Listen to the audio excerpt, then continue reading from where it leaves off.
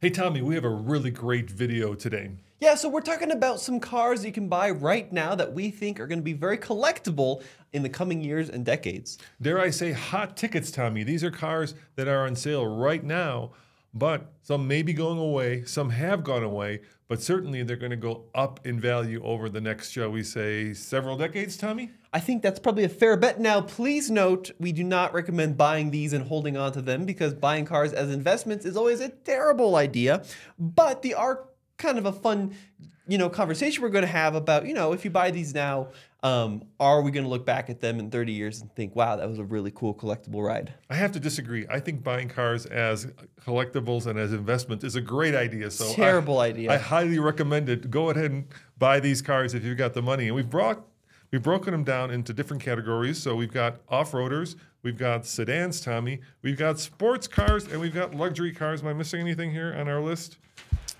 I think you got it all, Dan. Yeah, I got it all. So let's get right into it. Let's start with my favorite topic, the off-roaders, and we've got 3 on the list. You want to go through them? Yeah, so the Jeep 392, right? The Wrangler with the 6.4-liter Hemi. Now, this isn't necessarily going away in the next coming months. However, it is a vehicle that is very expensive to buy, relatively low production, and I think we're going to look back at this thing in 30 years and think, what the heck was Jeep thinking by slapping this huge Hemi and a relatively small off-roader? This is a really cool off-road hot rod. Yeah, think about what makes a vehicle collectible. First of all, it's got to be passionate, right? It's got to invoke some kind of feeling in you, and this certainly does. I mean, we've driven it, we've tested it.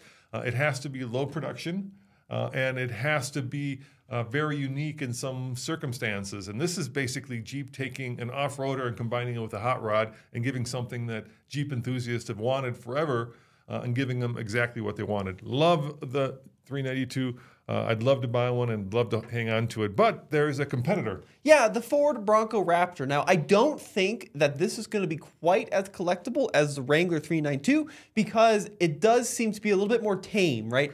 Obviously, the suspension is more impressive. The wide body is cool, and the off-road capability on the Bronco Raptor is second to none for the most part, but it doesn't have that crazy V8 under the hood, so I think that's going to hurt its collectability, in the future. But when you consider how many millions of Broncos are going to build over the production run of the current generation, the Raptor is still going to be a very small percentage, and it still is a very special vehicle. And I would say it's also a little bit better on-road than the Jeep Wrangler 392. Because of the independent suspension. It's also, a little bit more broad-shouldered. But there's one more car on our list. What's that? This is a dark horse. Yeah, now I don't think... Not the Mustang. This is never going to be like $1 million car, but the current Lexus GX 460, I think, is going to have a collector's market around it because it's the very last of the old school V8-powered Lexus GXs. It's kind of a dinosaur nowadays, solid rear axle, body on frame, big thirsty V8, but that's what folks are going to want in 40 years when everything is an electric bubble. So the GX is a really fantastic vehicle. The new one is leaps and bounds more impressive in a lot of ways, the one that we're going to be driving coming up here in a couple months, but the current one is a very special vehicle. Now you can argue that it's basically a Land Cruiser. Right, yeah. 200. I mean, and we're even seeing that the 2021 Heritage Edition Land Cruisers never depreciated. As far as I can tell, they only increased in value. And obviously that was kind of a limited run special thing, but I think the GX 460, the current one, is going to be a pretty special car in the future. Yeah, the GX was never nearly as popular as its luxury rivals, but its off-road core and old school ruggedness may win over collectors at the end. So let me ask you this, Tommy. Out of these 3, which would you put your money down on? They're all expensive. I mean, these are all $80,000 vehicles that we're looking at. Well, I would put my money down on none of them if I'm using them for investments because they're terrible investments. But in 30 years, the one I'm going to want is the Wrangler 392. That's got the craziest, burliest engine. It's really the only kind of performance Wrangler ever made in that vein, and I think it's a really special vehicle. Yeah, I think the Ford Bronco Raptor is let down by the engine. It's just not as gutsy. It's just not as, fun or as fast as the Hemi. I also think that the interior of the Bronco is a little bit on the plasticky side, and those fenders, they kind of look like afterthoughts. So I'm with you. I'd probably go for the Wrangler 392. It's got everything that off-road enthusiasts want, and have wanted for a long time. But I don't think you're going to go wrong with any of these. All right, well, let's go to our next category, sedans. Yeah, so starting off, we got the Chrysler 300C. Now, this is a vehicle that Chrysler brought back right at the end of the run of the Chrysler 300 lineup. They just produced the last one, I think yesterday or the day before, but this is a 6.4-liter Hemi-powered Chrysler 300.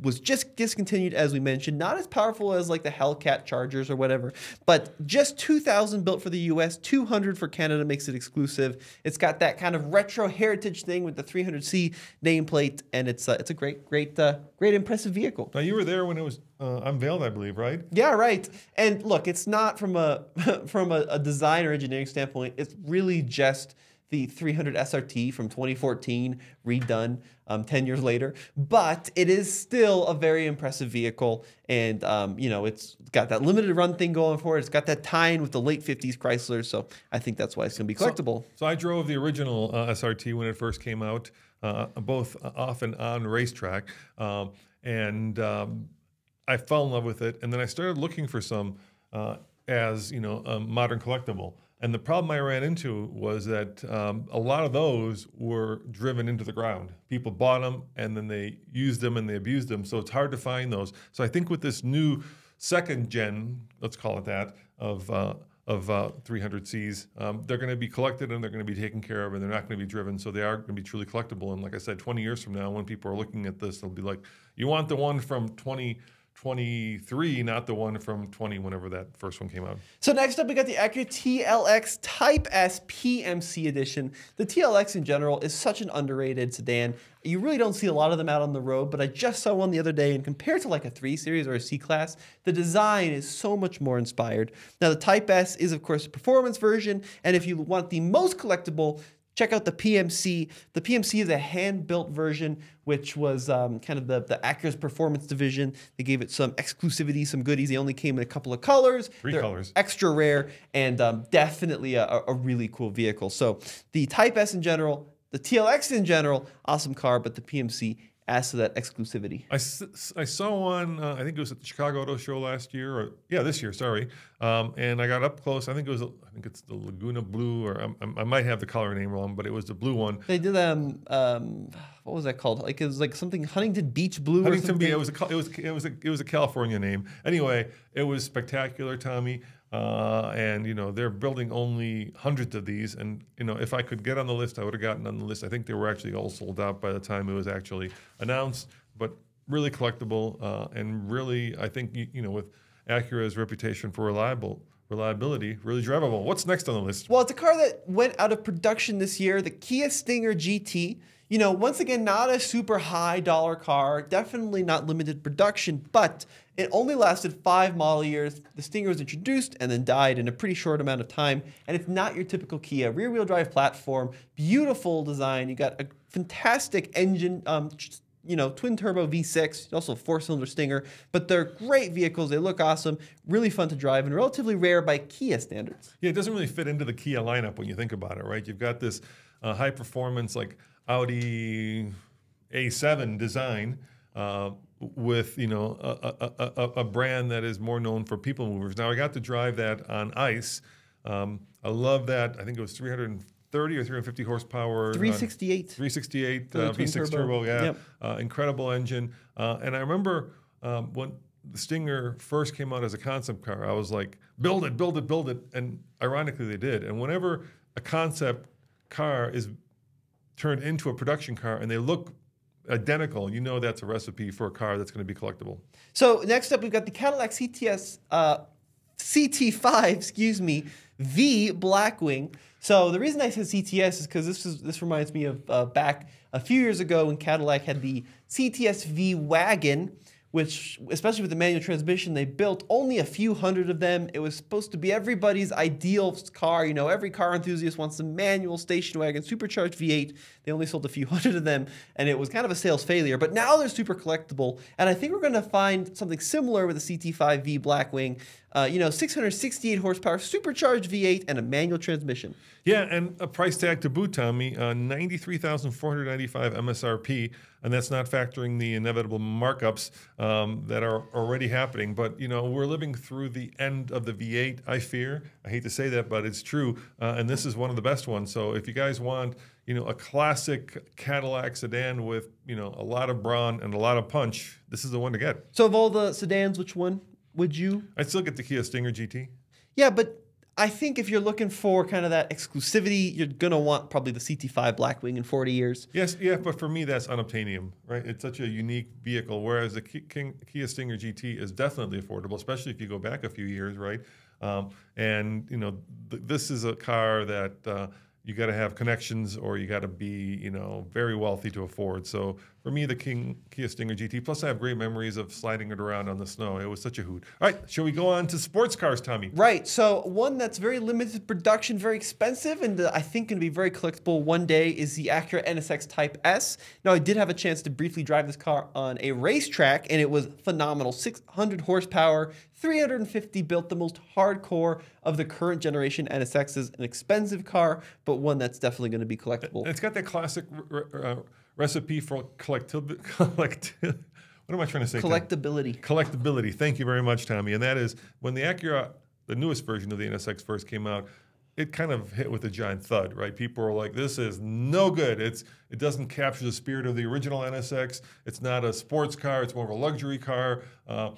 The technology was probably a little bit ahead of its time, right? Where you have an electric motor or two electric motors, and then in the front that power the front wheels, and then you have a V6 turbo that powers the rear wheels. Now, of course, the Corvette E-Ray has gone to that, so has the Lamborghini Revuelto, but this came out first, and people were just like, I don't know what to do about this. I don't know what to think about this. And then when people figured out that they were only building 350 of the Type S's, they sold out like that.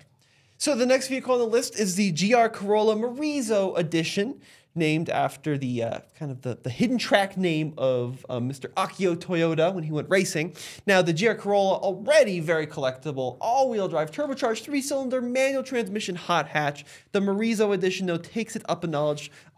First of all, it was only available for the first model years, not coming back for 2024. No rear seat, extra bodywork, lightweight, super special limited edition, and only 200 number units produced for the U.S. market. Remember when we went to drive it? Yeah, very special car. I remember I was standing next to it thinking to myself, if I could just sneak away with this and put it in some garage somewhere, this will be worth a lot. Of course, that's got that other recipe. When you get a sports or sporty car where, you know, it's tailored to the track, where you take away the rear seats, where you take away sound deadening, right? It makes it very unpleasant and in some ways uncomfortable on the road, but it also makes it very limited in production and very, very kind of specific in its use. And that's a great formula for collectivity, especially because those cars oftentimes don't get driven a lot because, well, they're kind of, you know, a one-trick pony, which is track-worthy, but not so much on the road. Very track-focused, unique interior bits too, but that's for sure going to be collectible and definitely one to keep your eye out for. Now, you put the 911 GT3 RS up next, Dad. I would argue every RS model is always collectible, so I'm not really sure why that's a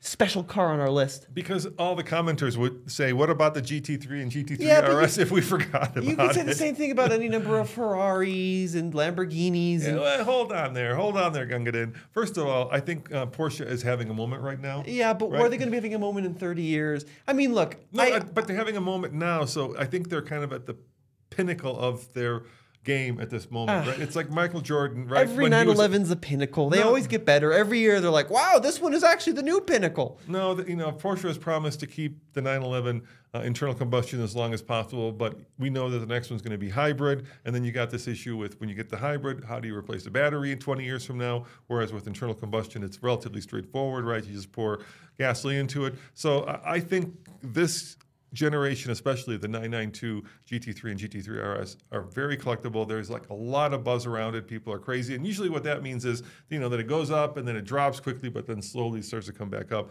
And with these models, we may have that new paradigm where the prices actually never come down.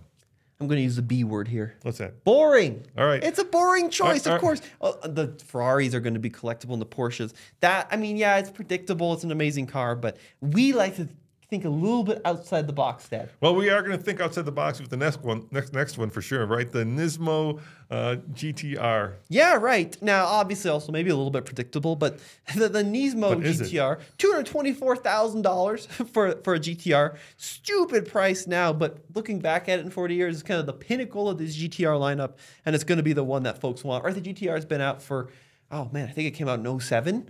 So going on 16 years old, but this is going to be the one that we're like, yeah, that was the top. And you know why? Because what happens is when a new car comes out, any new car, the first year of production, it always sells the most. Right. Like the R35 sold really well at first, and they were also pretty affordable. Like I think they were 80 or 70 or 80,000 when they came out. And they blew their transmissions, but that's a whole other story. And now the new Nismo is $221. So we're going to look back at this and be like, who would pay $221,000 for a GTR? But they built such a small number of them that's going to make them collectible. Yeah, think about it from like, perspective of 20 years from now where you're like, can I get the early ones or do I want the one at the end of the production where they built 3 of them? And that's the one people are going to want. So obviously it's long in the tooth, but I think it's very collectible. All right. No, you didn't pick one. Which sports car?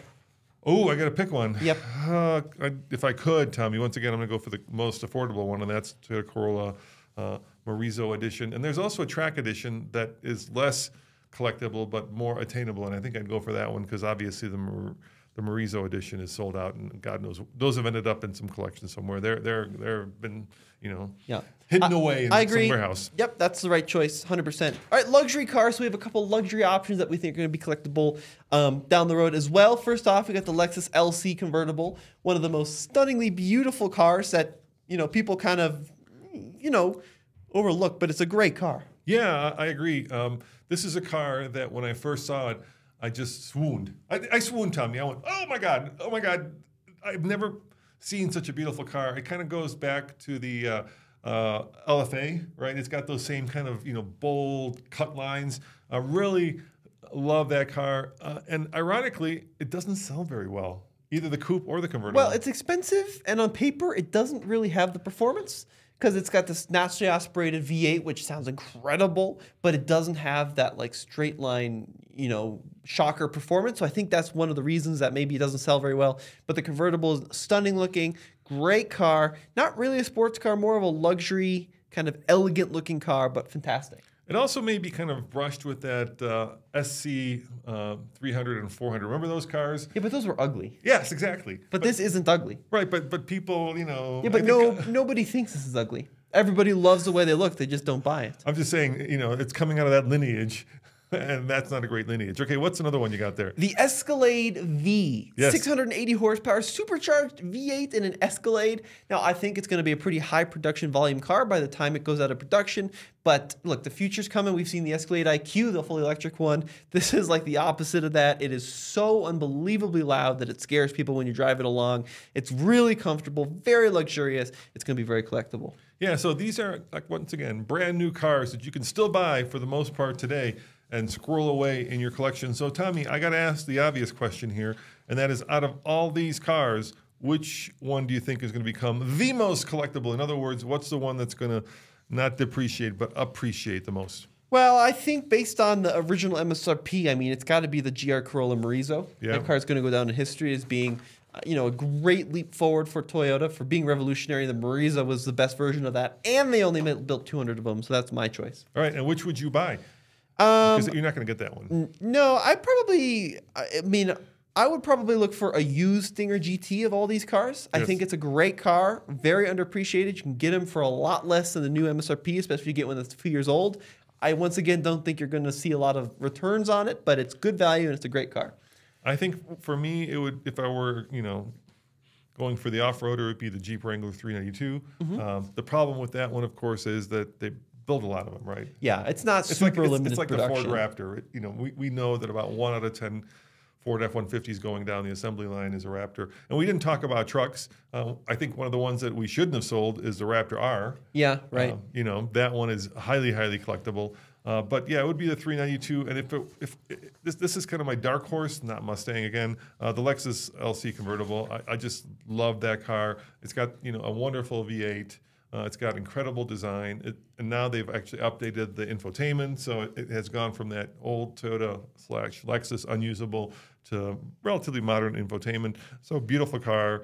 especially in that dark blue color. And I think either the Wrangler or the Lexus would be my pick. Well, let us know what you think in the comments, folks, guys. Let us know what you think. Yeah, and of course, I bet you we've forgotten a bunch. Yeah, there's a lot of them. Let me know what we forgot in the comments below. But in 20 minutes, I think this is a pretty tight list. But as always, it's been Tommy. And Roman saying, check out alltfl.com if you want to stay up to date on all of our latest and greatest videos. And we shall see you next time. Ciao. By the way, we just did a video over at TFL Now for a really collectible car that I would have never guessed. Can you guess what that is? We'll let them go out and check it out. Yeah, go to alltfl, see what that is. All right, ciao.